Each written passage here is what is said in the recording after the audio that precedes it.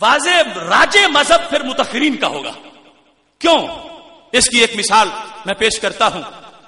اس پہ سب نے ہی متاخرین کا مذہب قبول کیا اور بات ایک جیسی ہے. اور مزے کی بات یہ، میں نے وہ ایک تقریر کی تھی غیر مقلدین فقہ کے دروازے پر، تو اس پر میں نے مثالیں دی تھیں، اور اس وقت بھی میں یہ فتاوی نظریہ پیش کیا تھا غیر مقلدین کا کہ ویسے فقہ پہ تنقید کرتے ہیں، اندر بیٹھ کے یہی کھا کے گزارا کرتے ہیں.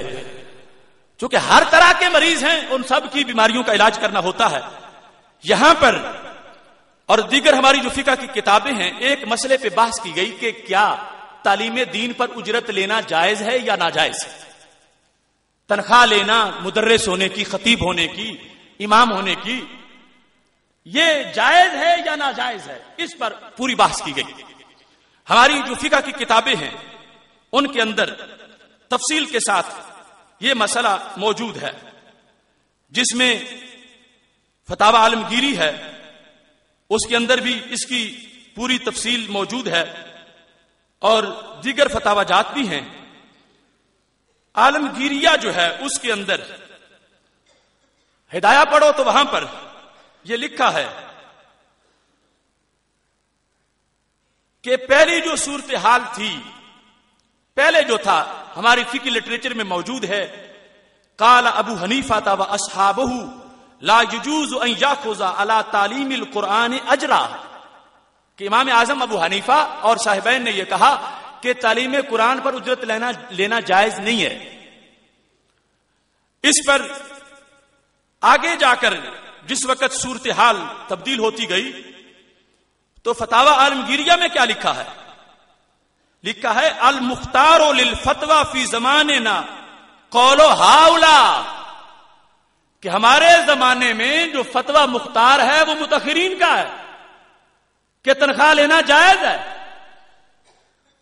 اور اس پر پھر امام ابو بکر محمد بن فضل جو ہیں انہوں نے دلیلیں پیش کی. انہوں نے کہا متقدمین بھی سچے تھے، متاخرین بھی سچے ہیں. کس انداز میں؟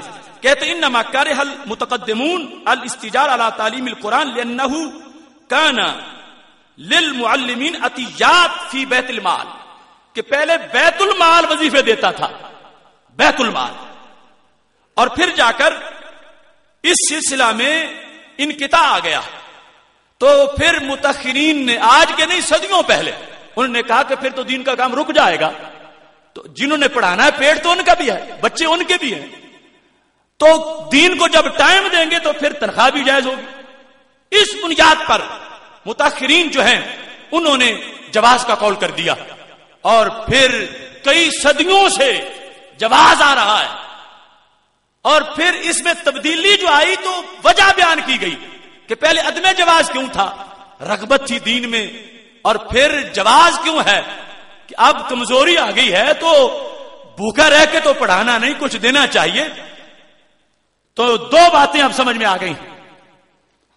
ایک یہ ہے کہ آج کا ماحول جو ہے، جب مغرب خاکے بنا رہا ہو، فیس بک کے شیطان اپنے کام کر رہے ہوں، جس وقت روزانہ توہین رسالت کا دھندا کیا جا رہا ہو، حالات ایسے بن گئے ہوں کہ ناموس رسول صلی اللہ علیہ وسلم پر حملے کرنا یہ مغرب کا وتیرہ بن چکا ہو، تو ایسے حال میں تو اگر متقدمین کا مذہب یہ نہ بھی ہوتا تو پھر بھی فتویٰ متاخرین کے مذہب پر لازم تھا. میں تو پہلے دلائل بھی پیش کر چکا ہوں. تو متاخرین کے مذہب کی صورتحال آپ دیکھ لو. ایک بندہ گورنر ہو اور وہ کوئی لگام ہی دینے والا نہ ہو. آج جو اس کی حمایت کرتے ہیں کہ اس وقت ان کو ہوش تھا. جس امام قابسی کا ذکر کیا انہوں نے کہا جو ایسا کرے گا اس کا حوالہ انہوں نے پیش کیا، لکھا ہے کہ اس کو رسیوں سے باندھا جائے، جکڑا جائے. تو انہوں نے کیا گورنر کو باندھا رسیوں میں؟ امام قابسی اور قاضی ایاز کا نام لینے والے سوچے تو صحیح صورتحال کیا ہے. جب سرکاری سرپرستی میں توہین ہو رہی ہو، اب مسئلے کی نوعیت کیا بنے گی؟ وہ پیٹ کے مسئلے میں جو آج متاخرین کا مذہب لیں اور تنخواہیں حلال کریں، انہیں ناموس رسالت میں تو متاخرین کے مسئلے سے چڑ کیوں ہے؟ جو حالات و واقعات ہیں اس کے پیش نظر اگر فرض کر لیا جائے کہ متقدمین دوسرے پہلو میں تھے اور متأخرین توبہ کی مہلت نہیں دے رہے اور کہتے فوراً واجب القتل ہے، تو حالات و واقعات کا تقاضا یہ ہے کہ جس طرح تعلیم قرآن کے لحاظ سے متأخرین کے مذہب کو A to Z سب نے قبول کیا ہے، تو اس کو بھی قبول کیا جائے۔ جو نہیں کر رہا اس کو سوچنا چاہیے۔ تنخواہ کی دلیل کے لحاظ سے تو متأخرین اور ناموس رسالت کے لحاظ سے چھپنا متقدمین کی چھتری کے جعلی سائے میں، حقیقت تو ہے ہی نہیں، یہ ہرگز جائز نہیں ہے۔ اور اس لیے کہہ رہا ہوں جو فقہ پر اعتراض کرتے تھے اور کہتے تھے ہر بات ہم قرآن سے پیش کریں گے اور حدیث سے پیش کریں گے، یہ فتاوی نظیریہ موجود ہے۔ جب ان سے یہ پوچھا گیا تو انہوں نے بھی امام اعظم کی چھتری کے نیچے اور پھر ان کے جو سلسلہ فیض ہے فقہائے حنفی متأخرین، ان کا حوالہ دے کر اپنی تنخواہیں حلال کی ہیں۔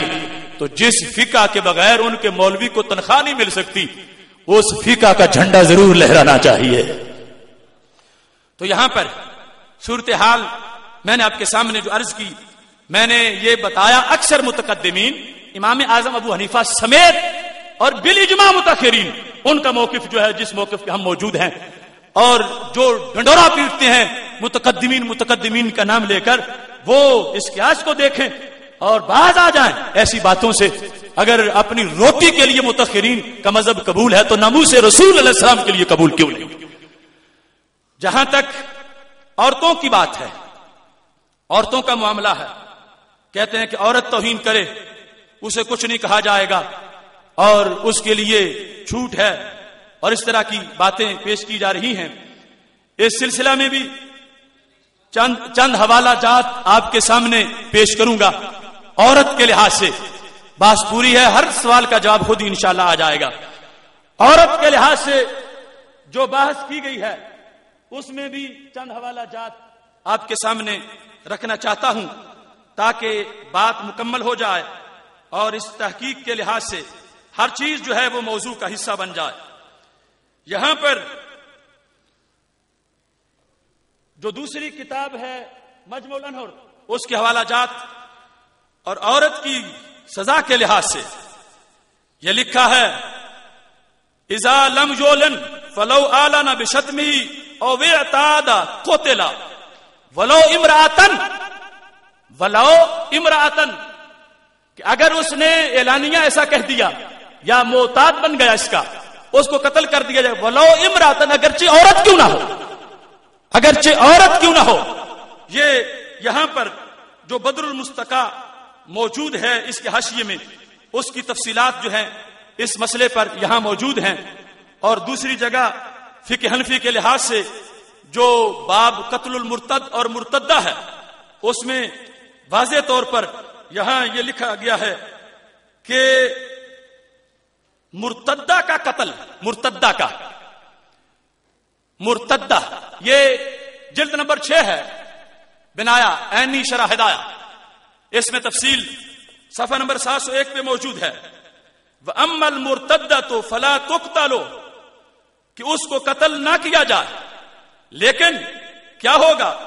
وَلَوْ قَاتَلَهَا قَاتِلٌ لَمْ يَجِبْ عَلَيْهَا شَيْءٌ، وَلَوْ قَاتَلَهَا قَاتِلٌ، اگر اس کو قاتل نے قتل کر دیا تو اجازت دی جا رہی ہے، اجازت دی جا رہی ہے کہ توہین رسالت کرنے والی اس کو اگر عام کوئی سویلین قتل کر دیتا ہے تو اس انداز میں اس پر کوئی چیز لازم نہیں آئے گی۔ لیکن فتح القدیر کے اندر اس بحث کو بڑی تفصیل کے ساتھ انہوں نے ذکر کیا اور یہ واضح کر دیا کہ یہاں پر معاملہ جو ہے وہ کس لحاظ سے اس کو سمجھنا چاہیے۔ اس کی وضاحت کرتے ہوئے انہوں نے ہر چیز اس کی سامنے بیان کی اور کہا کہ اس کے قتل کے لحاظ سے اس کو کوڑے مارے جائیں، اور کوڑے جس وقت اس کو لگیں گے ان کوڑوں کی جو بحث اور تشریحات ہیں ان کے اندر 35 کوڑے 40 کوڑے روزانہ اس کو لگے تو کہا وہ تو مسلسل جب لگیں گے تو ویسے ہی مر جائے گا، اس میں اذیت اس کے لیے زیادہ، مسلسل کوڑے لگنے کے لحاظ سے اس کو اذیت زیادہ پہنچے گی، تو اس کو یہاں پر جو فقہی آئینی قانون کے لحاظ سے علیحدہ حکم جو بیان ہوا اس میں یہ نہیں ہے کہ وہ موج کرے جو کچھ ہے کہے، اس کے لیے مسلسل قید میں رکھ کے کوڑے مارنے کا وہاں پر تذکرہ موجود ہے. اور جس وقت کوڑے لگیں گے، یہ فتح القدیر اس کے اندر تفصیل اس کی موجود ہے، جلد نمبر 5 ہے اور صفحہ نمبر 310 ہے.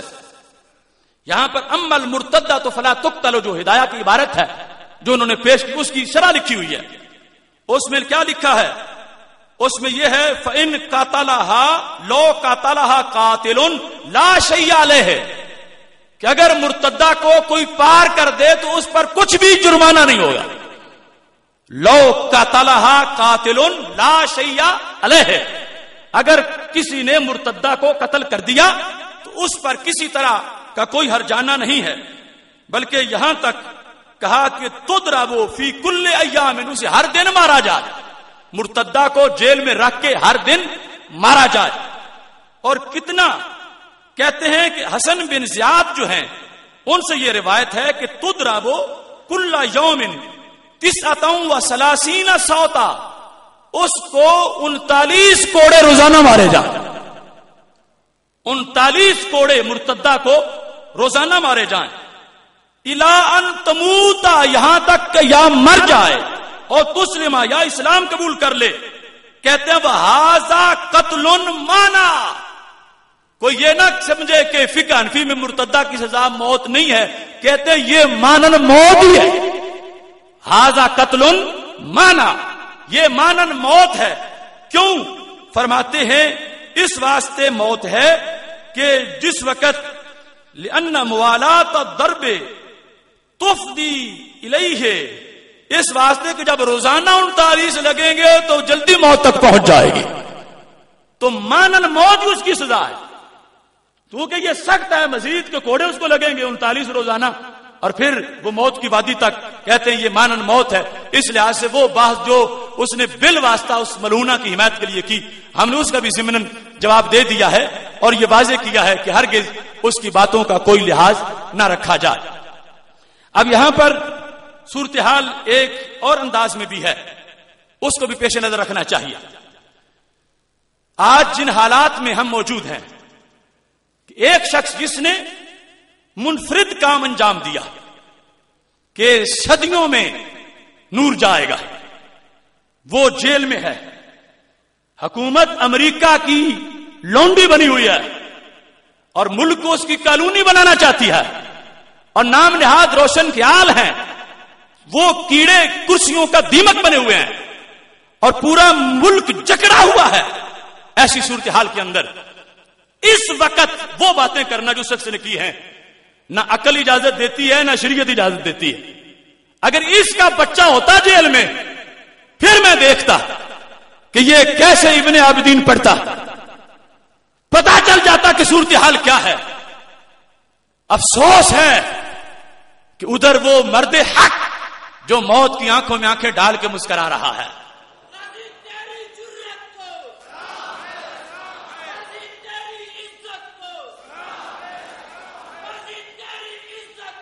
سلام ہے، سلام ہے ممتاز حسین قادری، بے شمار بے شمار غازی کو لحاظ کرو. اب یہاں پر میں ایک واقعاتی تسلسل کے لحاظ سے دلیل پیش کرنا چاہتا ہوں، بڑی قابل غور ہے. تاریخ اسلام میں تمہیں کوئی ایسا مفتی نہیں ملے گا کہ جب کوئی عاشق رسول صلی اللہ علیہ وسلم گستاخ کو قتل کر کے جیل میں ہو اور اس نے اس طرح کی باتیں کی ہوں جسے اس شخص نے کی ہیں. میں سینے پہ ہاتھ رکھ کے چیلنج کر رہا ہوں، جو ہماری دلیل ہے وہ تاریخ کے دھارے میں ہے. وہ کتابوں کا لٹریچر اور دلیل علیحدہ، تاریخ کے دھارے میں دکھاؤں گا. اور جس شخص نے یہ کی بتائے پہلی دوسری تیسری چوتھی آج 14ویں 15ویں صدی تک کوئی ایک ایسا مفتی کہ جس نے ایسے شخص کے خلاف فتویٰ دیا ہو کہ جو گستاخ رسول کو قتل کر کے وہ جیل میں پہنچا ہے، کوئی ایک اس کی مثال دی جائے. 14 صدیوں میں تمہیں ایسا کوئی نہیں ملے گا.